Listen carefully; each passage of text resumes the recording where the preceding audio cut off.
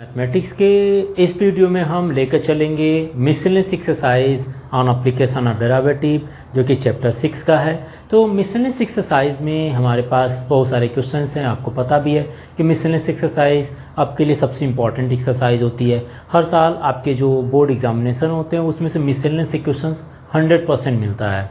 तो चलिए स्टार्ट करते हैं।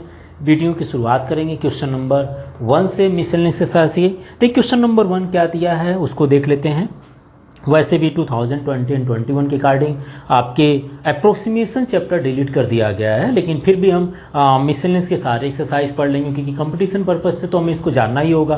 तो क्वेश्चन नंबर 1 एंड 2 है जो कि अप्रोक्सीमेट वैल्यू फाइंड करनी है यूजिंग डिफ्रेंसिएशन, जिसमें कि फर्स्ट पार्ट है। क्वेश्चन नंबर 1 के फर्स्ट पार्ट की बात कर रहा हूँ, ठीक है। इसमें दिया है 17/81 and whole to the power 1/4, ठीक है। And second part A, this one is A and B part is 33 and whole to the power 1/5। So approximate value find करनी इन दोनों के लिए। तो अप्रोक्सीमेट वैल्यू फाइंड करने के लिए ऑलरेडी हम लोग देख चुके हैं, ठीक है ना। तो चलिए इसका सोल्यूशन करते हैं। Solution of part A. Let us suppose fx plus delta x is equal to दिया है 17/81 and whole to the power 1/4।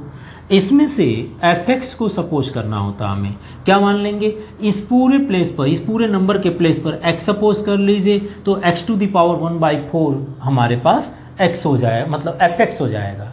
और x क्या होगा, 17/81 को दो पार्ट में डिवाइड करना है। ऐसे डिवाइड करना है जिसमें कि जब इनका हम पावर 4 करें तो वह 1/4 से कैंसिल हो जाए। जैसे x इज इक्वल टू अगर हम 16/81 सपोज कर लें and delta x is equal to 1/81, तो ये जो 16/81 है इसको लिख सकते हैं 2/3 and whole to the power 4। 2 2 ज़ा 4, 2 ज़ा 2 ज़ा 16 एंड 3 27। तो ये 4 और ये 1/4 आपस में कैंसिल हो जाएगा। तो x इज इक्वल टू और डेल्टा x से सपोज कर लिया गया। और आपको अप्रोक्सीमेट वैल्यू फाइंड करने के लिए क्या बताया गया था, fx plus delta x is equal to fx and the value of x is equal to जितना भी आपको मिला, जैसे यहाँ पर 2/3 and whole to the power 4 है, and plus differentiation of fx और जितनी भी आएगी उसमें x is equal to 2/3 and whole to the power 4 into delta x इसमें पुट करना है। तो यहाँ पर fx इज इक्वल टू कितना है, x के पावर 1/4 है, तो लिख दीजिए x के power 1/4 and the value of x is equal to हमें ये पुट करना in place of x plus differentiation of fx is equal to x के पावर 1/4 है। तो मैं यहाँ पर fx न लिखकर डायरेक्ट डिफ्रेंशिएट कर देता हूँ, तो वो कितना आ जाएगा, ये आ जाएंगे -3/4 and x is equal to हमें पुट करना है 2/3 and whole to the power x and delta x is equal to 1/81, ठीक है। तो यहाँ से आप फाइंड कर लीजिए। सबसे पहले x की वैल्यू पुट करते हैं। तो x की जब वैल्यू पुट करेंगे तो 2/3 and whole to the power 4 into 1/4 हो जाएगा, है ना। तो ये आ जाएगा 2/3 and whole to the power 4 and 1/4। और प्लस डिफ्रेंसिएशन जब इसका कर दिए हैं तो ये भी लिख लीजिए 1/4, x के प्लेस पर आप पुट कर दीजिए 2/3 and whole to the power 4 and -3/4, ठीक है ना, ये आ जाएगा। और इंटू 1/81 है तो इसको हम हटा ही देते हैं और यहाँ 1/81 लिख दिए, तो ये कैंसिल आउट हो जाएगा। ये मिल जाएंगे आपको 2/3 प्लस 1/4, ये भी कैंसिल कर लीजिए, तो 2/3 होल टू द पावर -3 हो जाएगा। इसको रिवर्स कर देते हैं तो यह आ जाएगा 3/3/2 to the power 3 into 1/81, okay. तो यह आ जाएगा 2/3, बिकॉज नेगेटिव पॉजिटिव हो जाएगा ना, ये माइनस को आप रिवर्स कर दीजिए, डिनोमिनेटर लेकर उसको पॉजिटिव कर दीजिए। तो यह आ जाएगा 1/4 इंटू ये कितना आएगा 27/8 इंटू 1/81 एंड 27 3 ज़ा 81 हो जाएगा। तो ये 3 बच जाएंगे और इसको आपको सॉल्व करना है। तो 48 है ना, 8 4 ज़ा 32 प्लस कितना ले लिया जाए एलसीएम, एलसीएम लेना पड़ेगा हमें। 3 4 ज़ा 12 2 ज़ा 24 ले लेते हैं। आई थिंक 24 नहीं होगा, है ना। तो यह आ जाएगा कितना 4 इंटू 2 8 3 ज़ा 24, तो 24 नहीं, आप टोटल एलसीएम ही ले लीजिए। कितना हो जाएगा 32 प्लस 32 इंटू 3 कर देते हैं, तो यह आ जाएगा 32 into that means 64 and this one is 32 into 3, सो 1 बचेगा and total answer is 65 upon and 3 2 are 6 and 96. So the value of this function, approximate value of 17 upon 81 whole to the power 1 by 5 1 by 4 is equal to 65 upon 96 आ जाएगा। इसको आप decimal में भी लिख सकते हैं, ठीक है। तो ये रहा आपका क्वेश्चन नंबर 1। नाउ नेक्स्ट चलते हैं क्वेश्चन नंबर बी पार्ट की तरफ। तो बी पार्ट को कैसे सॉल्व करेंगे, एक बार आप इसका स्क्रीनशॉट ले लीजिए और तो हम दूसरे पार्ट को करते हैं solve. Now solution of B part की बात कर रहे हैं। Let us suppose B part में f x is equal to, यहाँ पर फंक्शन चेंज हो जा रहा है, हमें एफ एक्स को अलग मान लेना है, ये एक्स को अलग सपोज करना है, डेल्टा एक्स की वैल्यू अलग होनी चाहिए और उसके बाद फार्मूले में हमें वही वैल्यू पुट कर लेनी है जैसे एक्स की वैल्यू मिलेगी। तो चलिए मैंने यहाँ पर रख दिया और ये सब चेंज कर देते हैं, ठीक है।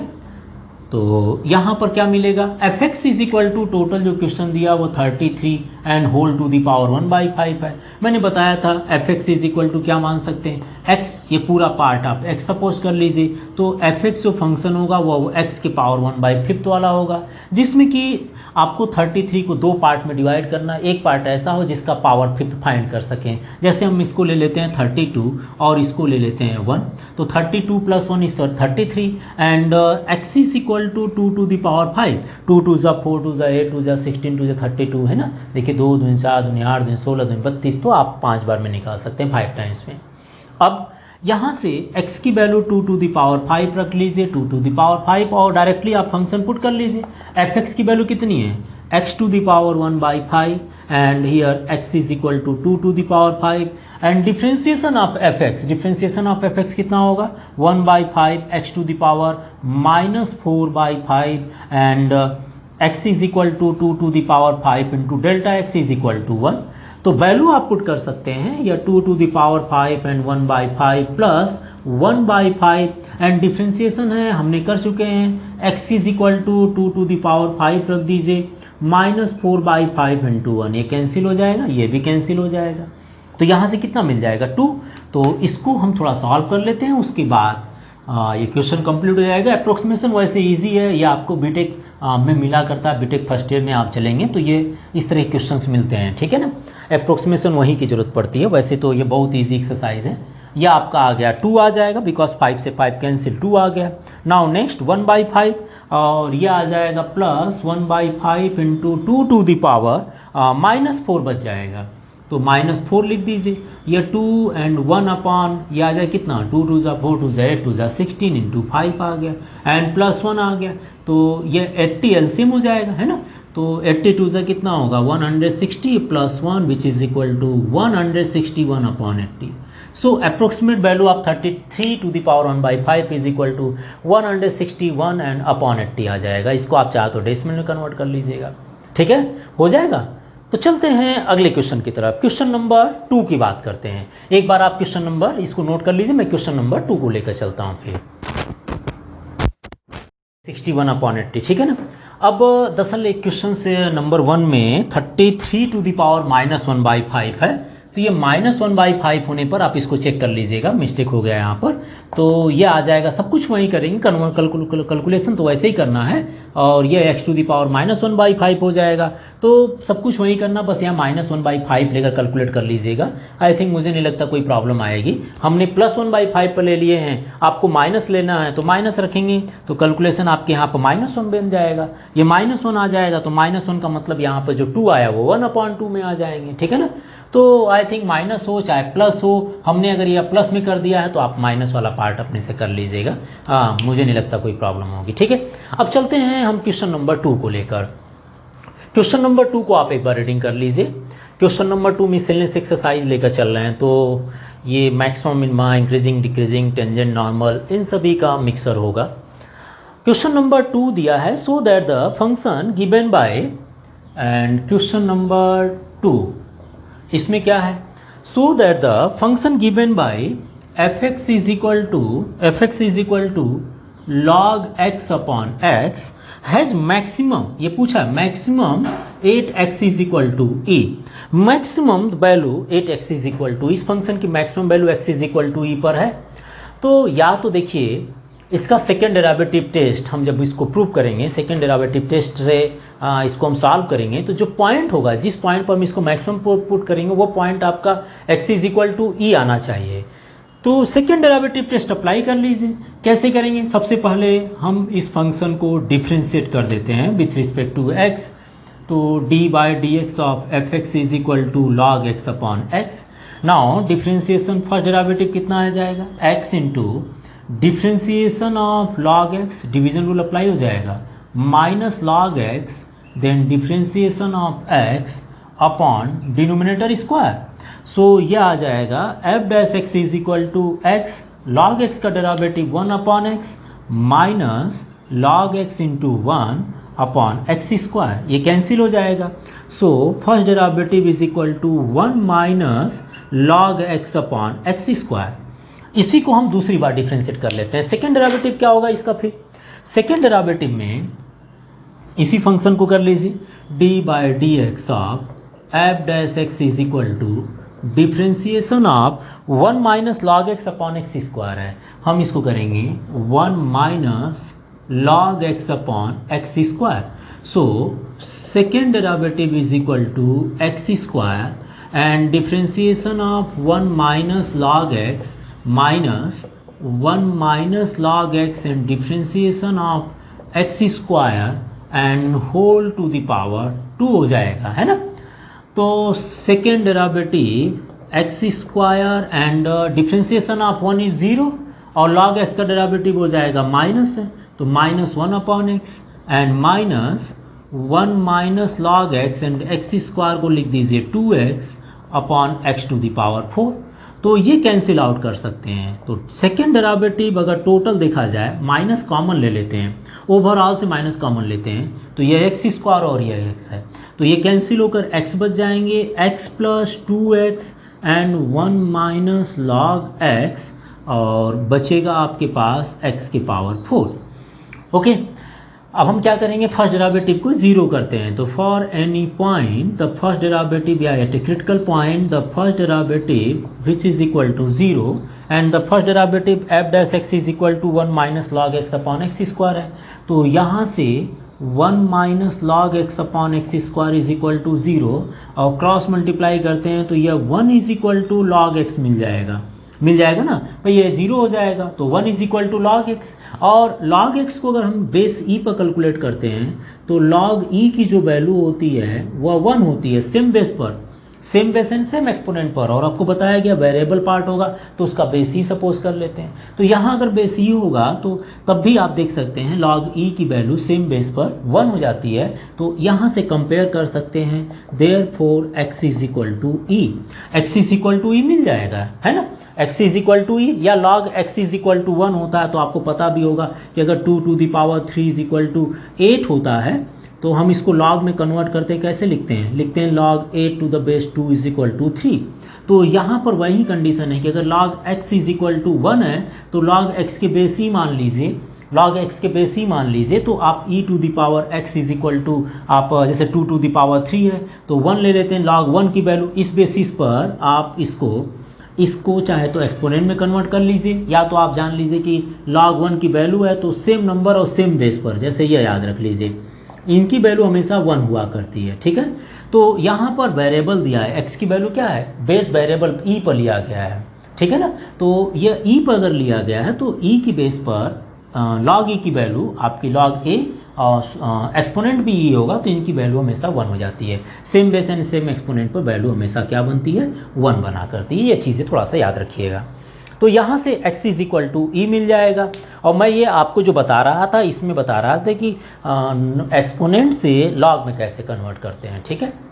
तो log x to the base e is equal to 1 मिल गया, so x is equal to e आ जाएगा। At x is equal to e पर सेकेंड डेरिवेटिव टेस्ट को चेक कर लेते हैं। तो सेकेंड डेरिवेटिव टेस्ट जो होगा आप उसमें देख लीजिए, माइनस ऑलरेडी आया है, मैं ये रब कर देता हूँ, माइनस ऑलरेडी है तो आप उसमें वैल्यू पुट कर लीजिए, ठीक है। ज़्यादा दिक्कत नहीं है, क्वेश्चन ईजी है थोड़ा। तो सेकेंड डेरिवेटिव को लेकर चलते हैं, which is equal to minus 8x is equal to e पर सेकेंड डेरिवेटिव को फाइंड करना चाह रहे हैं। तो यहाँ हो जाएगा x is equal to e and plus 2e and 1 minus log e, और जहाँ पर x दिया वहाँ पर हमने e सपोज कर लिया, उसका बेस क्या होगा 1 ही होगा, सॉरी बेस e होगा and e to the power 4, so minus e plus 2e and 1 minus same base and exponent पर लॉग की वैल्यू आपकी 1 हो जाती है। तो ये आपका पूरा 0 हो जाएगा, ये 0 हो जाएगा, तो यहाँ बच जाएगा minus e upon e to the power 4, क्योंकि 1 माइनस 1 इज 0 हो गया। ये याद रखिएगा, लॉगरिथम क्लास 11 में हटा दिया गया है, बट RS अग्रवाल में आपको पार्ट मिलेगा। तो same base and same exponent पर वैल्यू लॉग की हमेशा 1 होती है, ठीक है। तो यहाँ से आपका क्या आ जाएगा, less than 0, so maximum value, so x is equal to e is maximum point हो सकता है, इज द मैक्सिमम पॉइंट। तो हमें यही शो करना था, द फंक्शन शो क्या करना था, क्वेश्चन में आपसे पूछा था कि so that the function given by f x is equal to log x upon x has maximum 80, तो x is equal to e point पर द फंक्शन इज मैक्सिमम हो गया, ठीक है। अब चलते हैं क्वेश्चन नंबर 3 को लेकर, तो एक बार आप इसको नोट कर लीजिएगा, मैं चलता हूँ 3 को लेकर, क्वेश्चन नंबर 3। आई थिंक आपने इसको देख लिए होंगे, स्क्रीनशॉट तो ले लिए होंगे, ठीक है। तो चलिए चलते हैं क्वेश्चन नंबर 3। क्वेश्चन नंबर 3 तब तक आप रीडिंग कर लीजिए।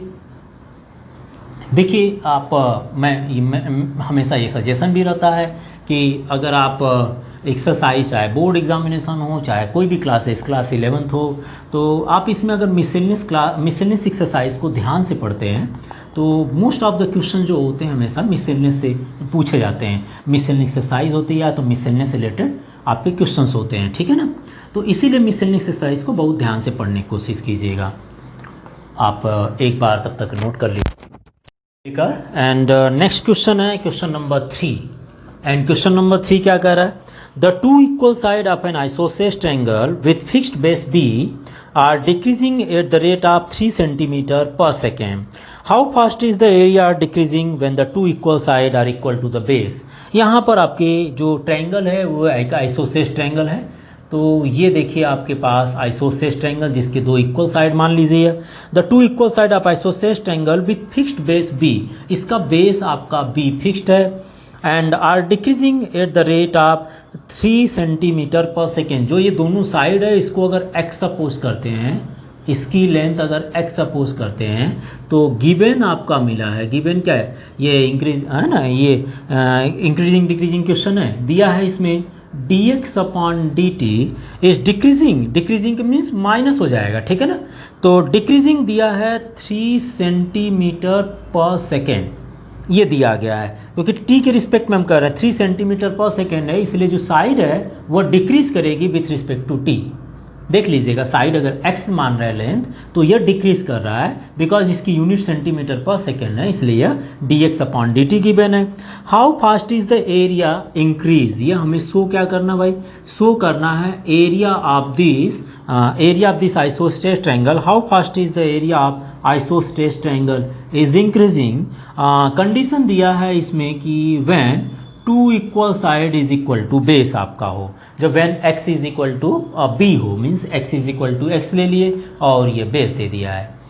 तो चलिए वेरीफाई करते हैं, सबसे पहले जो गिवन है उसके अकॉर्डिंग चलते हैं और उसके बाद हम इसकी एरिया लेकर चलेंगे। तो देखिए यहाँ पर dx अपॉन dt के अकॉर्डिंग तो हमारे पास ये बन गया।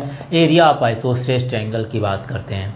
एरिया ऑफ आइसोसेलेस ट्रायंगल के लिए तो आप इसकी एरिया आप सबसे पहले तो या तो फाइंड कर लीजिए, बिकॉज यहाँ पर बेस b है तो इसकी एरिया हमें फाइंड करनी पड़ेगी। तो एरिया ऑफ आइसोसेलेस ट्रायंगल के लिए क्या करते हैं, आप हीरोस फार्मूले के बेसिस पर कर सकते हैं, क्योंकि s is equal to x plus b sum of all side upon 2 हो जाएगा, which is equal to x plus b upon 2 semi perimeter, ये ना होता है s is equal to x plus b upon 2, because x plus x 2x हो जाएगा। और area निकालते हैं अगर तो ये हो जाएगा s minus a, s minus b and s minus c, या तो आप चाहें तो डायरेक्ट लिख लीजिएगा या तो पूरी एरिया ही आप फाइंड कर लीजिए, उसके बाद इसको आप सॉल्व करेंगे। एरिया आ जाए कितनी, s is equal to x plus b upon 2, x plus b upon 2 and x minus a, let us suppose a या b या c, तो कोई भी आप ले लीजिए। तो x plus b upon two minus x, and next one is same है तो x plus b upon two minus x, and third one is x plus b upon two and minus b, third side is b हो गया। तो ऐसे में area is equal to, आप या तो परपेंडिकुलर इंटू बेस से भी बना सकते थे, या तो हीरोज फार्मूला अप्लाई कर लीजिए, मेरे हिसाब से ये ज़्यादा अच्छा पड़ता आपके लिए, इसीलिए मैंने इसको अप्लाई कर दिया। यहाँ से कैंसिल कर लीजिएगा तो ये b upon two and b upon to का होल स्क्वायर हो जाएगा, और ये कितना बच जाएगा अगर इसका एलसीएम लेकर चलते हैं तो -2b, सो ये आ जाएगा -b अपॉन टू आ जाएगा ना, 1 में से हाफ माइनस कर दिए, तो ये आपका टोटल जो होगा area is equal to b upon two and under root x square minus a plus b and a minus b apply कर लीजिएगा। तो a plus b and a minus b is equal to x square minus b square upon 4 हो जाएगा। Now इसको changing find करनी है, area में changing with respect to time t, तो यहाँ पर dA अपॉन dt, अब मैंने हीरोज फार्मूला अप्लाई कर दिया था, आप चाहो तो एरिया निकालने के लिए आप 90 डिग्री परपेंडिकुलर ड्रा कर 1/2 बेस इंटू हाइट से भी निकाल सकते हैं, मर्जी है आपकी, ठीक है ना। तो ये आप लोग पढ़े थे क्लास 10 में, इसलिए इसको लिया। Now dA upon dt is equal to b upon 2 and differentiation of this part x square minus b square upon 4. So dA upon dt is equal to b upon 2 and differentiation of this one is x square minus b square upon 4 and under root का differentiation हो गया, और फिर x square minus b square upon 4 का differentiation करना है, तो x square का डिफ्रेंसिएशन 2x हो गया और बी स्क्वायर अपॉन 4 का डिफ्रेंसिएशन 0 हो जाएगा। तो ये टोटल जो आ जाएगा, ये टोटल मिलेंगे, इसको कैंसिल कर लीजिए। तो dA upon dt is equal to bx upon 2 and under root x square minus b square upon 4, और साथ ही साथ t के टर्म में कर रहे हैं ना, तो dx अपॉन dt तो बच जाएगा ना, इसको तो बोल गए थे, dx अपॉन dt आ जाएगा। तो ये टोटल आ गया हमारे पास bx upon 2 under root x square minus b square upon 4। एक बार और चेक कर लीजिएगा, देखिए हमने पेरीमीटर फाइंड कर लिए, semi perimeter which is equal to sum of all side upon उसको 2 कर दिए तो x प्लस बी अपॉन 2 आ जाएगा। Now s minus a s minus b से हीरोज फार्मूला अप्लाई कर रहे हैं, तो x इज इक्वल टू आ जाएंगे x plus b upon 2 and next one is x plus b upon 2 and a is equal to x and next one is b is equal to, suppose कर लिए x है, और c is equal to हमारे पास क्या आ जाएंगे x plus b by 2 and third side is b। तो यहाँ पर x square minus b square upon 4 और ये b अपॉन 2 कॉमन हो गया, डिफ्रेंसिएशन कर रहे हैं, under root x square minus b square upon 4 का differentiation 1/2 under root x square minus b square upon 4, और फिर से x square minus b square upon 4 कर रहे हैं, बिकॉज ये फिक्स्ड है, बी फिक्स्ड है तो कांस्टेंट हो जाएगा, एक्स स्क्वायर का differentiation 2x and dx upon dt आ रहा है। अब आपसे बोला है कि यहाँ पर when the two equal side are equal to base हो, when x is equal to b हो, और dx अपॉन dt की वैल्यू रख देते हैं, तो देखते हैं क्या आता हमारे पास, dA अपॉन dt कितना आ रहा है। तो ये आ जाएगा dA upon dt is equal to x is equal to, आप x is equal to b ले लीजिएगा, तो यह आ जाएगा b into b upon means b square हो जाएगा ना यहाँ पर, और ये टोटल आ जाएगा under root b square minus b square upon 4 and dx upon dt is -3 आ रहा है, तो ये -3 which is equal to -3b square upon 2 and इसका ऐसे हम देखिए 4b square minus b square 3b square हो गया, और इसको अगर सॉल्व कर लेते हैं तो ये b अपॉन 2 अंडर रूट 3 आएगा, देखिए 2 का स्क्वायर 4 हो जाएगा और ये b का स्क्वायर अंडर रूट में जाएगा तो b स्क्वायर हो जाएंगे, और इस तरह से आप 2 से 2 कैंसिल कर लीजिए, इसको यहाँ कैंसिल कर लेते हैं तो यह आ गया, टोटल कैंसिल करने के बाद -√3b, जबकि हमारे पास पूछा है कि find its area decreasing when two equal side equal to base है, तो यहाँ पर एरिया डिक्रीजिंग भी शो कर रहा है, ठीक है ना, और साथ ही साथ एरिया पूछा how fast is the area decreasing, how fast is the area decreasing, so area is decreasing at the rate आप इतना आपके पास हो जाएंगे इतने सेंटीमीटर स्क्वायर अपॉन सेकेंड हो जाएगा, तो यहाँ लिख सकते हैं area is decreasing at the rate of under root 3b centimetre square पर सेकेंड। नहीं, कुछ भी नहीं करना है, ये एरिया थोड़ी फाइंड करने में, आइसोसेलेस ट्रायंगल के एरिया अगर आपको याद हो तो डायरेक्टली एरिया आप फाइंड कर लीजिए, उसको डिफ्रेंशिएट कर लीजिएगा, जो वैल्यू गिवन है उसको पुट कर लेंगे।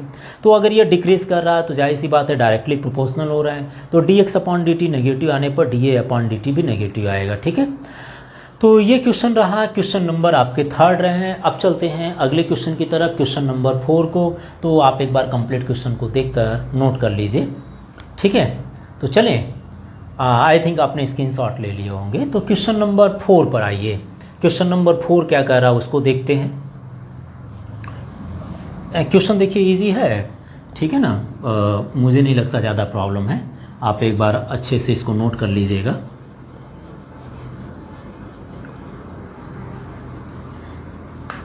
क्वेश्चन नंबर चलते हैं 4 की तरफ, तब तक आप इसको नोट कर लीजिए।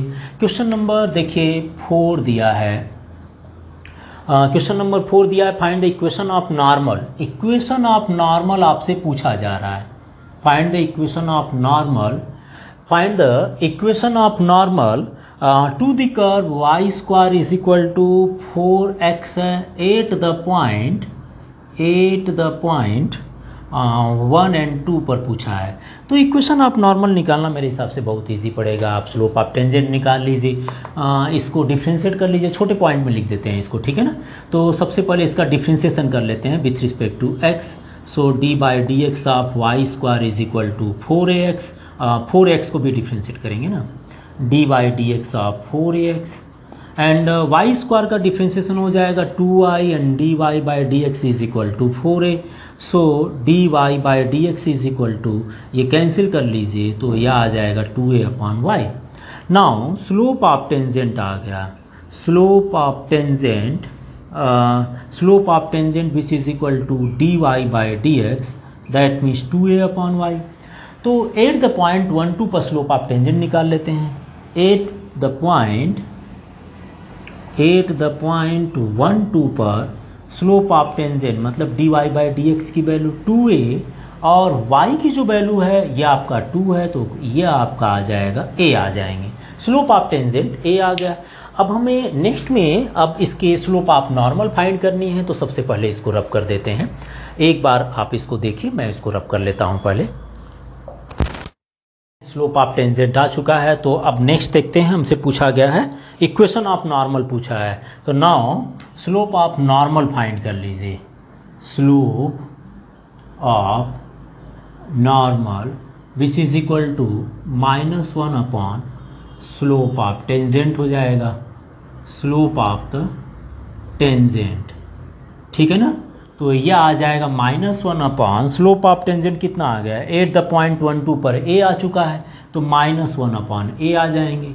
नाउ इक्वेशन ऑफ नॉर्मल पूछा आपसे, equation of normal, equation of normal 8.12 and slope of normal दिया ही गया है, तो ये हो जाएंगे y minus y1 is equal to slope of normal हो जाएगा 1 -1 अपॉन dy/dx, और यही तो है स्लोप ऑफ नॉर्मल को ही तो -1 upon dy/dx eight the point होता है, एंड x माइनस x1 बोलते हैं। तो इसको x1 और इसको y1 सपोज कर लें, तो y minus y1 is equal to कितना है 2, एंड -1 अपॉन dy/dx की वैल्यू -1 अपॉन a दिया है, x minus x1 is equal to 1 हो जाएंगे।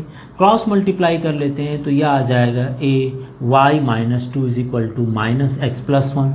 यहाँ से आप इसको सॉल्व कर लीजिए, a/-2a and -1 which is equal to 0 and which is the equation of normal मिल जाएगा, ठीक है ना।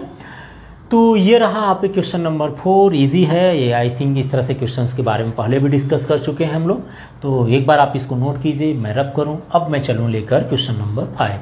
मेरे हिसाब से आपने इसकी स्क्रीनशॉट ले लिए होंगे, तो चलते हैं क्वेश्चन नंबर 5 के लेकर, तब तक मैं इसको रब कर देता हूँ। चलते हैं क्वेश्चन नंबर 5 की तरफ। क्वेश्चन नंबर 5 थोड़ा क्वेश्चन अच्छा है, इसको ध्यान से देखिएगा।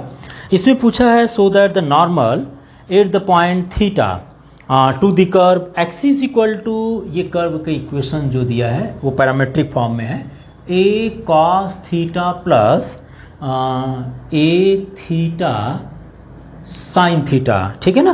And y is equal to दिया है a sine theta minus a theta and cos theta, so that the normal at the point theta to this curve is a constant distance from origin। ये जो curve पर है यहाँ पूछा normal at the point theta, normal, ठीक है, slope of normal की बात कर लेते हैं। Normal at the point theta to this curve is a constant distance from the origin. Origin की इसकी जो डिस्टेंसेज होगी कांस्टेंट डिस्टेंस होगी, मतलब नॉर्मल का मतलब हो गया इक्वेशन ऑफ ए नॉर्मल।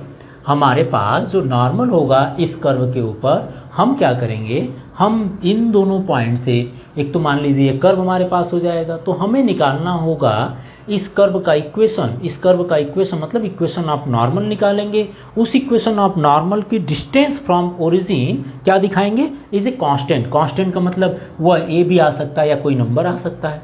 तो हमें ये एक कर्व का इक्वेशन है, मान लीजिए ये पॉइंट है और हमें इसी से कर्व का इक्वेशन फाइंड करना है। और इक्वेशन, कर्व का equation means equation, sorry curve का नहीं, इक्वेशन ऑफ नॉर्मल फाइंड करना है। इक्वेशन ऑफ नॉर्मल फाइंड करने के बाद हम डिस्टेंस फाइंड करेंगे, ठीक है ना। तो डिस्टेंस फ्रॉम ओरिजिन 0 0 से फाइंड करेंगे, जो कि कांस्टेंट आना चाहिए।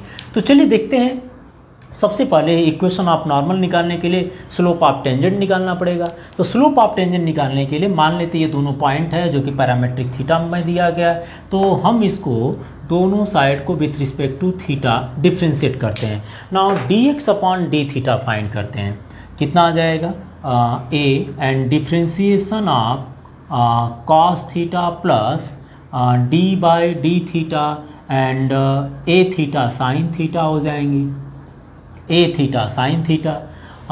यहाँ लिख सकते हैं dx by d theta is equal to a and cos theta का डेरिवेटिव इज इक्वल टू कितना हो गया, minus a sine theta plus a. यहाँ पर प्रोडक्ट रूल अप्लाई कर लीजिएगा, तो theta and differentiation of sine theta is equal to cos theta and sine theta लेंगे तो थीटा का डिफ्रेंशिएशन 1 आ जाएगा। तो ये टोटल कितना मिल जाएगा, ये मिल जाएगा minus a sine theta plus a theta cos theta and plus a sine theta, ठीक है। तो ये कैंसिल कर लीजिए, तो यहाँ से dx by d theta is equal to a theta cos theta मिल गया। मान लीजिए 1 इक्वेशन सपोज कर लेते हैं। dx अपॉन डी थीटा, हमें dy बाई dx निकालना है, स्लोप ऑफ नॉर्मल निकालना है। तो सब पहले स्लोप ऑफ टेंजेंट निकालेंगे, और ये पैरामेट्रिक में दिया है तो dy बाई dx तो फाइंड करना है, इसीलिए मैंने पहले dx अपॉन डी थीटा निकाल दिया। अब y is equal to next function देखिएगा, a sine theta plus minus है, minus a theta cos theta है, थीटा एंड कॉस थीटा। हमें इसको डिफ्रेंशिएट करना है with respect to theta. So a and differentiation of sine theta minus a common ले लेते हैं, differentiation of theta and cos theta. तो ये टोटल आ जाएगा dy by d theta, sine theta का डेरिवेटिव हो जाएगा कॉस थीटा माइनस ए। यहाँ पर प्रोडक्ट रूल अप्लाई कर लीजिए, तो थीटा एंड कॉस थीटा का डेरिवेटिव हो जाएगा minus sign theta and cos theta, derivative of theta is 1। या इसको पूरा सॉल्व कर लें तो यह आ जाएगा a cos theta minus n minus plus a theta sine theta and minus into plus is equal to minus which is equal to a cos theta. So d y by d theta आपको मिल गया a theta sine theta. Now slope of tangent find कीजिएगा।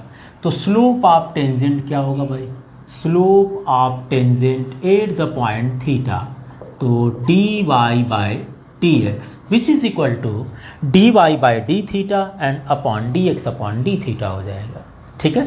तो ये आ जाएगा d y by d theta upon d x by d theta, and d y by d theta की value a theta sine theta है और d x upon d theta a theta cos theta है। तो यहाँ आ जाएगा a theta sine theta upon a theta cos theta, ठीक है, ए थीटा कॉस थीटा आ जाएगा। अब यहाँ से देखिए जो कैंसिल हो गया उसको कैंसिल कीजिए, इसको हम टेन थीटा नहीं लिखेंगे। Slope of tangent d y by d x is equal to sine theta upon cos theta आ गया। नाउ स्लोप ऑफ नॉर्मल निकाल लेते हैं। Slope of normal which is equal to -1/dy/dx, या स्लोप ऑफ द टेंजेंट का reverse हो जाता है, तो ये आ जाएगा -1/sin theta upon cos theta, या इसको लिख सकते हैं -cos theta upon sine theta. हम cot थीटा उसको नहीं लिख रहे हैं क्योंकि बाद में फिर हमें साइन कॉस में कन्वर्ट करना पड़ेगा। नाउ अब हमें इक्वेशन ऑफ नॉर्मल फाइंड करना, जो कि ये कर्व का इक्वेशन दिया गया। कर्व कैसे हो सकता है, ये पैरामेट्रिक फॉर्म में है। जब दोनों साइड का स्क्वायर को इसको सॉल्व करेंगे तो वो एक इक्वेशन आ जाएगा, मतलब कर्व का इक्वेशन आएगा।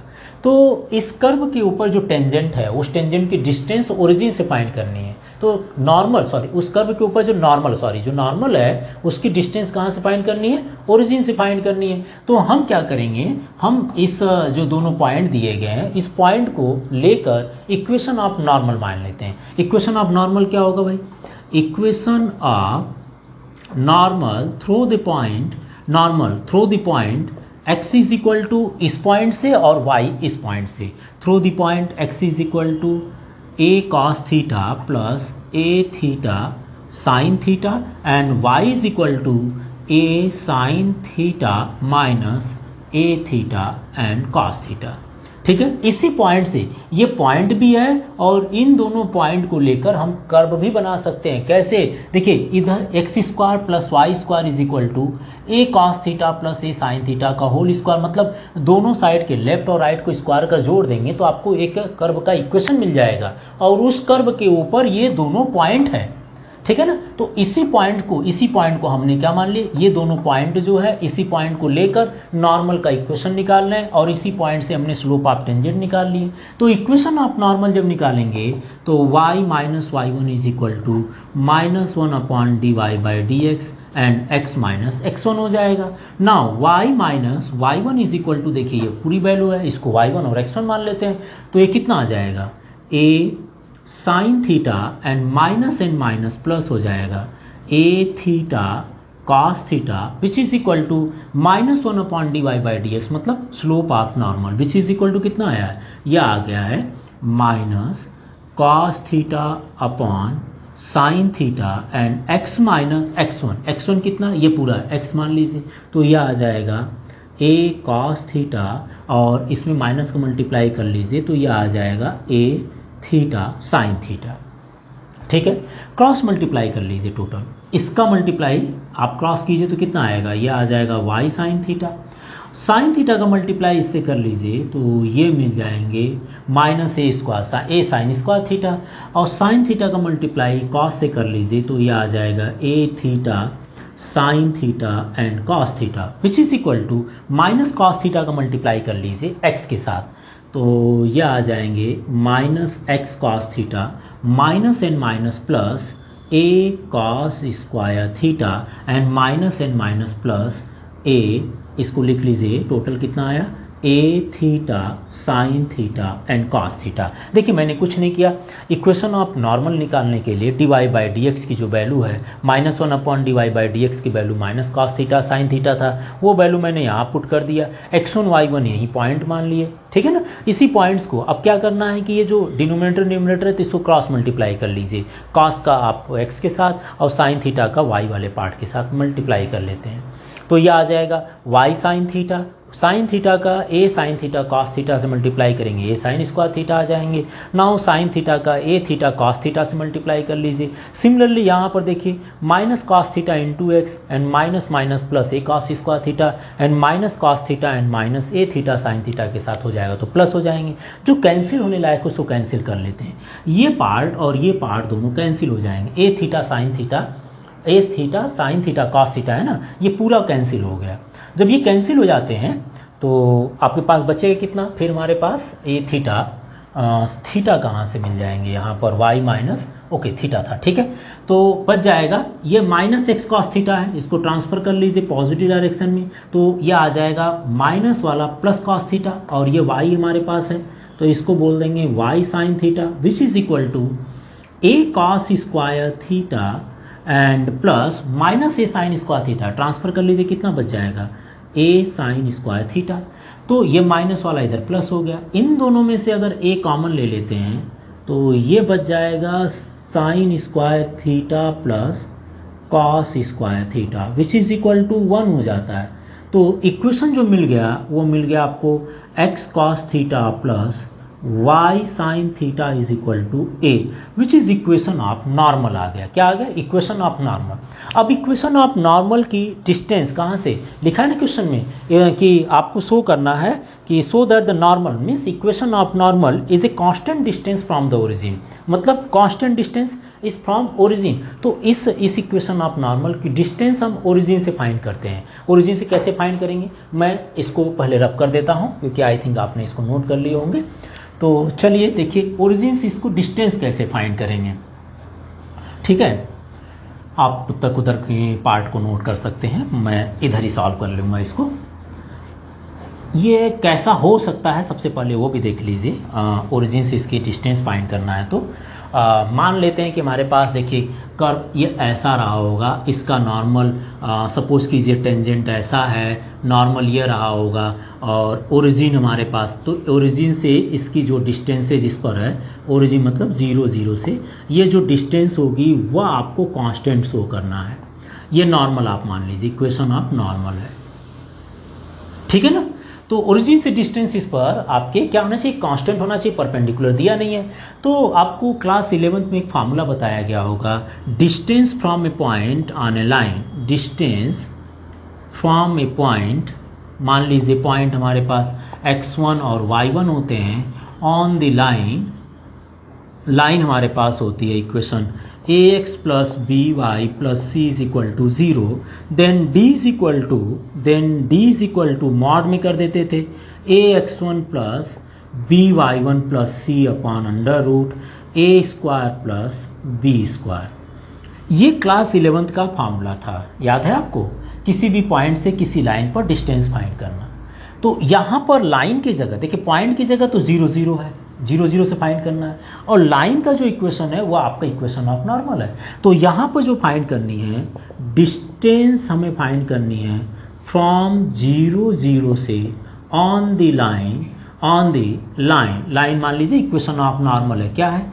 x cos theta plus y sin theta, transfer कर लीजिए a को, तो minus a is equal to 0 लिख देंगे। x cos theta plus y sin theta minus a is equal to 0 लिख दीजिए। ये पार्ट मैं थोड़ा रब कर देता हूँ कि डिस्टेंस एक बार देख लीजिए कि ये जो आप अभी डिस्टेंस निकालने का फार्मूला आप पढ़ रहे हैं ये आपको मिलेगा 3 डायमेंशनल ज्योमेट्री में, और इसमें बोर्ड का एक क्वेश्चन आ चुका है मिससेलेनियस एक्सरसाइज में, डिस्टेंस पर ही एक क्वेश्चन भी है, और क्लास 11 का जो फार्मूला है उसी फार्मूले के बेसिस पर इसको कंप्लीट करना है। तो यहाँ पर 2 डायमेंशनल हो जाता है, और 3D जब पढ़ते हैं आगे अब पढ़ेंगे आप, तो 3D में जो है 3 डायमेंशनल यूज करना पड़ता है। तो ये फार्मूला थोड़ा इंपॉर्टेंट है। मैंने यहाँ पर इक्वेशन ऑफ नॉर्मल पर, इक्वेशन ऑफ नॉर्मल की डिस्टेंस 0 0 से फाइंड करने की बात कर रहा हूँ। तो distance d is equal to कितना आ जाएगा? d इज इक्वल टू ये टोटल आ जाएगा x एंड y के प्लेस पर 0 0 पुट करेंगे, तो ये आ जाएगा 0 into cos theta plus 0 into sine theta minus a upon under root a square plus b square, means coefficient of x and coefficient of y। Coefficient of x कितना है? Cos theta, and coefficient of y कितना? Sine theta. तो ये हो जाएगा upon cos square theta plus sine square theta. So d is equal to, देखिए ये 0 हो गया, ये 0 हो गया, माइनस a को मॉड में लिया, डिस्टेंस वैसे भी क्या होती है? पॉजिटिव होती है, और cos square theta plus sine square theta 1 हो जाएगा। तो d is equal to a which is equal to constant है। आपको शो भी करना था कि distance from origin on the line means normal की इक्वेशन पर अगर हम डिस्टेंस ओरिजिन से फाइंड करते हैं तो वह क्या आना चाहिए? कांस्टेंट आना चाहिए। देखिए कांस्टेंट आ चुका है, ठीक है। तो आपको इक्वेशन ऑफ नॉर्मल निकालना था, इक्वेशन ऑफ नॉर्मल निकालने के बाद आपको डिस्टेंस फाइंड करनी थी। तो ये रहा क्वेश्चन नंबर 5। अब हम चलते हैं क्वेश्चन नंबर 6 को लेकर। आप एक बार इसको ध्यान से देख लीजिए, स्क्रीनशॉट ले लीजिए, ठीक है। तो चलिए चलते हैं क्वेश्चन नंबर 6 लेकर। हम सोच रहे हैं कि ज़्यादातर क्वेश्चन इस वीडियो में कंप्लीट हो पाए, और कहीं प्रॉब्लम आती है, कहीं स्पीड की प्रॉब्लम है तो मुझे बता दीजिएगा। मैं कोशिश करता हूँ कि थोड़ा स्लो हो जाए, बट होता क्या है कि वीडियो की लेंथ बहुत ज़्यादा ना हो जाए, आप लोग ज़्यादा टाइम तक देख नहीं पाते हैं, तो इसलिए थोड़ा सा जल्दबाजी में बोलना पड़ता है या स्पीड में हमें क्वेश्चंस को सॉल्व करना पड़ता है। नाउ नेक्स्ट चलते हैं क्वेश्चन नंबर 6 लेकर। क्वेश्चन नंबर 6 पूछा है, find the interval in which the function f given by fx is equal to 4 sin x minus 2x minus x cos x upon 2 plus cos x is increasing and decreasing है, तो वह interval आपसे पूछा गया है। Question number हम 6 को लेकर चल रहे हैं, जिसमें fx is equal to given है 4 sin x minus 2x minus x cos x upon 2 plus cos x। ये एक फंक्शन है और इसका इंटरवल फाइंड करना है। इंक्रीजिंग और डिक्रीजिंग इंटरवल क्या होगा, आपको पता है कि जो इंक्रीजिंग डिक्रीजिंग है वो सबसे ज़्यादा काम जो है 2 मार्क्स में बोर्ड एग्जामिनेशन की कॉपी चेक करते समय हम लोग 2 नंबर देते हैं। कब? जब आप इसको डिफ्रेंशिएट कर इसकी पॉइंट को, इस फंक्शन को फर्स्ट डेरिवेटिव को इक्वल टू 0 रखकर x की वैल्यू निकाल लेते हैं, तो वहाँ तक आपका 2 मार्क्स बन जाता है। तो सबसे पहले हमें इंक्रीजिंग डिक्रीजिंग में करना भी यही पड़ता है कि हम फंक्शन को सबसे पहले डिफ्रेंशिएट कर लें। तो चलिए डिफ्रेंशिएट करते हैं। d by d x of f x which is equal to क्या हो जाएगा, डिवीजन रूल अप्लाई हो जाएंगे ना, तो ये आ जाएगा 2 cos x and differentiation of 4 sin x minus 2x and minus x cos x। Differentiation बड़ा है, माइनस आप कॉमन ले लीजिए, कितना, फिर माइनस लेंगे 4 sin x minus 2x, 4 sin x minus 2x and minus x cos x। Then differentiation कर लीजिए किसका, 2 प्लस cos x का, 2 प्लस cos x का, अपॉन कितना हो जाएगा, अपॉन हो जाएंगे डिनोमिनेटर का स्क्वायर, मतलब 2 प्लस cos x का होल स्क्वायर। ठीक है, तो ये आपका आ जाएगा first derivative which is equal to 2 plus cos x। Derivative कीजिए और बहुत सिंप्लीफाई करके छोटा बना दीजिए इसको, तो ये कितना आएगा, डिफ्रेंशिएशन 4 sin x का डेरिवेटिव हो जाएगा cos x minus 2, differentiation of x is 1 minus, यहाँ पर देखिए प्रोडक्ट रूल अप्लाई कर लीजिएगा फर्स्ट और सेकेंड मानकर, तो x लेंगे तो डिफ्रेंशिएशन आप cos करना पड़ेगा, विच इज इक्वल टू कितना आएगा, माइनस साइन एक्स, और अगर cos x लेंगे तो डिफ्रेंशिएशन ऑफ x करेंगे जो कि 1 हो जाएगा, और ये टोटल हो गया माइनस, ये बच गया 4 sin x minus 2x and minus x cos x। Differentiation of 2 plus cos x which is equal to 2 का डिफ्रेंशिएशन 0 हो गया और cos का डेरिवेटिव माइनस हो गया, माइनस साइन x, और अपॉन कितना बन गया, ये टोटल अपॉन चल रहा है 2 प्लस cos x का होल स्क्वायर। अभी चलिए इसको मल्टीप्लाई कर लेते हैं ब्रैकेट में, और सिंप्लीफाई करना है इसलिए, ठीक है ना। तो देखिए 2 का मल्टीप्लाई 4 से कर लीजिए, 8 cos x आ गया, 2 का मल्टीप्लाई माइनस 2 से कर लीजिए, minus 4, minus and minus plus हो जाएगा, साथ ही साथ 2 का मल्टीप्लाई कर रहा हूँ, पूरा मल्टीप्लाई कर रहे हैं, तो 2 का multiply minus and minus plus, तो 2x 2 का मल्टीप्लाई x sin x से कर रहे हैं। नाउ 2 का मल्टीप्लाई देखिए माइनस का प्लस से कर लीजिए, माइनस इंटू प्लस माइनस हो जाएगा, तो माइनस cos x का मल्टीप्लाई 2 से करेंगे तो यह आ जाएगा माइनस 2 cos x। नेक्स्ट में cos x का मल्टीप्लाई 4 cos x से कर लीजिए, cos into 4 cos x is equal to 4 cos square x। cos x का मल्टीप्लाई माइनस 2 से कर लीजिए तो यह आ जाएगा minus 2 cos x। cos x का मल्टीप्लाई देखिए minus into minus plus x sin x है, x sin x का मल्टीप्लाई cos से कर लीजिए तो यह आ जाएगा x sin x into cos x। Now minus into plus is minus, और cos का मल्टीप्लाई माइनस cos से करेंगे तो यह आ जाएगा minus cos square x। Now अब यहाँ देखिए minus into minus plus, 4 sin x का sin x से कर लीजिए तो यह आ जाएगा 4 sin square x, minus into minus plus हो जाएगा, प्लस इंटू माइनस, ये देखिए पूरा प्लस हो गया, ये माइनस और ये माइनस क्या मिलकर हो गया प्लस, तो बचा माइनस 2x का साइन से मल्टीप्लाई कर लीजिए तो माइनस 2x साइन x हो गया, minus and minus and plus into minus is minus, तो बचेगा minus x cos x sine x, तो ये मैं यहाँ लिख देता हूँ x sine x into cos x upon denominator में जो बच गया क्या बचा, 2 प्लस cos x का होल स्क्वायर, तो मैं यही लिख देता हूँ, ठीक है, डिनोमिनेटर को यहाँ लिख दिए। अब देखिए कौन सा पार्ट कैंसिल हो जाता है, तो 8 cos x है, कैंसिल होगा, नहीं हो रहा है, चलिए देखिए पहले कैंसिल वाला पार्ट देखते हैं, तो 2x sin x है, 2x sin x देखिए कहीं है, 2x sin x पॉजिटिव वाला और minus 2x sin x cancel हो गया, और साथ ही साथ हमारे पास 2 cos x कैंसिल नहीं हो रहा, एक ये कैंसिल हो जाएगा, माइनस ये कैंसिल हो गया, ठीक है ना। तो देखते हैं बचता क्या हमारे पास, f dash x is equal to 8 cos x हो गया, 8 cos x minus 2 cos x, 8 minus 2 कितना हो गया 6 बचा, 6 माइनस 2 मीन्स 4 आपके बच गया, 4 cos x बच गया। यहाँ पर नंबर बचा है -4 लिख लीजिए। और अब क्या बचा, 4 cos स्क्वायर x है और 4 cos स्क्वायर है, यहाँ पर माइनस cos स्क्वायर x है, 4 cos square and minus cos square x, ठीक है ना, माइनस cos स्क्वायर है।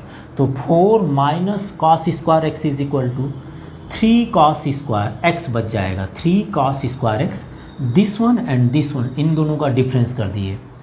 और लास्ट में क्या बच गया, लास्ट में बच गया हमारे पास 4 sin स्क्वायर x बच गया, तो इसको भी लिख लेते हैं 4 sin square x and total upon बच गया हमारे पास, टोटल कितना बच गया 2 प्लस cos x का whole square. Now first derivative को इक्वल टू 0 रखना है, एक तो ये चीज़ें करनी है।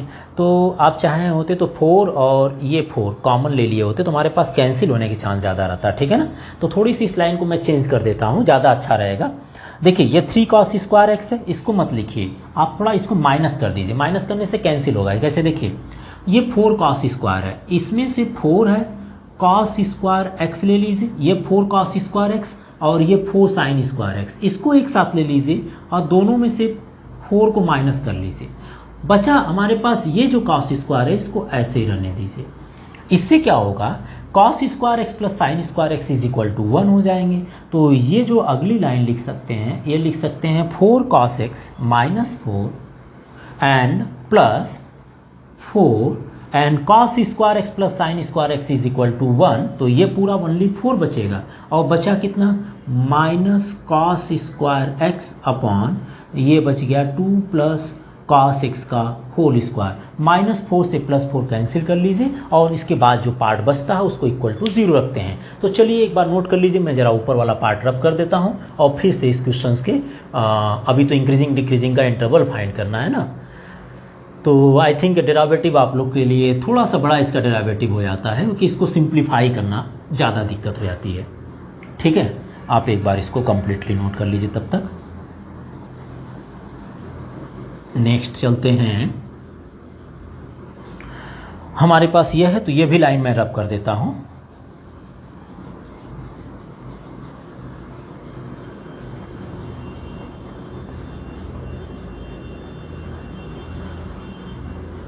ठीक है, चलिए तो हमारे पास बचा कितना पार्ट है, ये बच गया हमारे पास।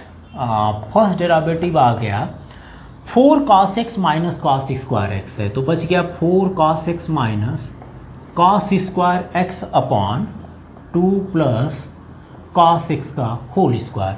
आप चाहें तो इसमें से cos x कॉमन ले लीजिए, तो ये बच गया 4 minus cos x upon 2 plus cos x का होल स्क्वायर। यहाँ पर देखिए, यहाँ पर दो कंडीशन हो सकती है आपको, अगर इंक्रीजिंग डिक्रीजिंग आपसे इंटरवल ही पूछा है और लिमिट तो दी नहीं गई है, तो यहाँ पर या तो इसको इक्वल टू 0 रखकर पॉइंट निकाल लीजिए और पॉइंट निकालने के बाद आप इसको इंक्रीजिंग या डिक्रीजिंग इंटरवल बता सकते हैं। अगर यहाँ पर इंटरवल नहीं मेंशन किया है तो हम इसके लिए क्या कर सकते हैं, अगर ये फंक्शन पहला पार्ट ले लेते हैं, A F dash x is क्या पूछा है, इंक्रीजिंग है, F dash x is increasing होगा, इंक्रीजिंग, देन इंटरवल क्या हो सकता है, देन एफ डैश एक्स की जो वैल्यू होगी वो ग्रेटर देन इक्वल टू 0 होगा। इंक्रीजिंग में ही ना होता है, ग्रेटर देन इक्वल टू 0 होगा। तो यहाँ पर आप लिख सकते हैं cos x and 4 minus cos x upon 2 plus cos x का whole square is greater than equal to 0। यही ना होगा, एफ डैश एक्स की वैल्यू पुट कर लीजिए। और ये देखिए, ये जो फंक्शन है, ये प्रोडक्ट है, ये प्रोडक्ट है किसका, cos x का और 4 minus cos x upon 2 plus cos x का होल स्क्वायर का। तो यहाँ क्या लिख सकते हैं आप, यहाँ ये लिख सकते हैं कि सिंस ये तो ऑलवेज ग्रेटर देन होगा, सिंस यहाँ लिख दीजिए 4 minus cos x upon 2 plus cos x square है, ये ऑलवेज ग्रेटर देन हो सकता है, ये ऑलवेज ग्रेटर देन 0 होगा। इक्वल टू भी भाई नहीं कर सकते, बिकॉज कॉस की जो वैल्यू होती है वो मैक्सिमम 1 और मिनिमम -1 की बात कर लें तो कितना भी रख दें ये जो वैल्यू होगा ये 0 नहीं हो सकता, लेकिन हमेशा ग्रेटर देन होगा, क्योंकि कॉस की वैल्यू मैक्सिमम कितना रखेंगे, 1 रखेंगे, तो 4 - 1 करेंगे कितना आएगा, 4 - 1 करेंगे तो आपका 3 मिल जाएगा। तो जब भी आएगी ये वैल्यू हमेशा ग्रेटर देन 0 ही आएगी। तो देन हम ये कह सकते हैं, देन यह ग्रेटर देन, इन दोनों का product greater than equal to 0 तभी होगा जब ये तो हमेशा ग्रेटर देन है, तो जब ये भी पॉजिटिव होगा और ये तो पॉजिटिव है ही, तो positive into positive always positive मिलेगा। तो इसका मतलब है कि ये ऑलवेज ग्रेटर देन 0 है। तो only the product of this two function greater than equal to 0 होगा when cos x is also greater than equal to 0। और cos x की वैल्यू 0 कब से कब होती है, आप देख लीजिए, 0 से ग्रेटर देन या 0 आपके बन जाए। तो cos की वैल्यू ग्रेटर देन 0 की बात कर लेते हैं, तो आप क्वाड्रेंट के अकॉर्डिंग आप देख लीजिए, तो यहाँ पर ASTC है, तो cos यहाँ पर cos की जो वैल्यू होती है वो पॉजिटिव होती है, और उसके बाद यहाँ नेगेटिव होता है, यहाँ नेगेटिव होता है, और यहाँ पर cos x की जो वैल्यू होती है वो पॉजिटिव हो जाती है। तो अगर इंटरवल नहीं दिया है, इंटरवल नहीं दिया कि 0 से 2 पाई निकालना है, 0 से पाई के बिटवीन आपको बतानी फंक्शन की वैल्यू इंक्रीजिंग एंड डिक्रीजिंग, तो यहाँ पर जो इंटरवल बन सकता है वो लिख सकते हैं, then x is equal to क्या होगा, यह x बिलोंग्स टू हो जाएगा, x बिलोंग्स टू एक तो हो जाएगा 0 से लेकर π/2 ले लीजिए, 0 से π/2 हो जाएगा, एंड x बिलोंग्स टू हो जाएंगे फोर्थ क्वाड्रेंट में। देखिए पहले क्वाड्रेंट में cos की वैल्यू पॉजिटिव होती है, तो वहाँ से कह सकते हैं कि x की वैल्यू 0 से π/2 में, और फोर्थ में पॉजिटिव होती है जिसको बोलते हैं 3π/2 से लेकर 2π।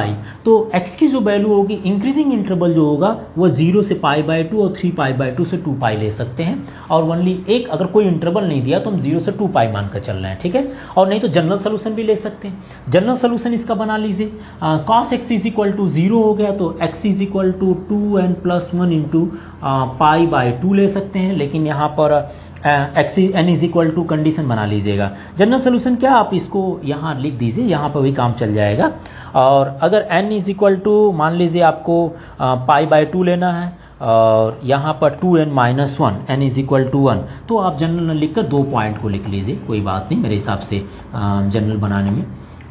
x इज इक्वल टू 0 से π/2, वैसे वो 2n+1 इंटू π/2 आपका 3π/2 भी रिप्रेजेंट कर रहा है, π/2 भी रिप्रेजेंट कर रहा है। तो इंटरवल पूछा है, इंटरवल के लिए जनरल नहीं ले, इंटरवल के लिए आपको यही लिखना पड़ेगा, ठीक है ना। इंटरवल के लिए आपको यही लिखना पड़ेगा, क्योंकि वहाँ पर 2n+1 इंटू π/2 ओनली π/2 3π/2 5/2 को रिप्रेजेंट कर रहा है, इसलिए वहाँ पर नहीं बन पाएगा। तो ये इंटरवल आप देख लीजिए, cos x की वैल्यू पॉजिटिव होगा फर्स्ट क्वाड्रेंट में और फोर्थ क्वाड्रेंट में, तो मैंने 2 को मेंशन कर दिया। अब दूसरे पार्ट को लेकर चलते हैं। दूसरे पार्ट में क्या है कि सेकेंड पार्ट में है f'(x) इज डिक्रीजिंग।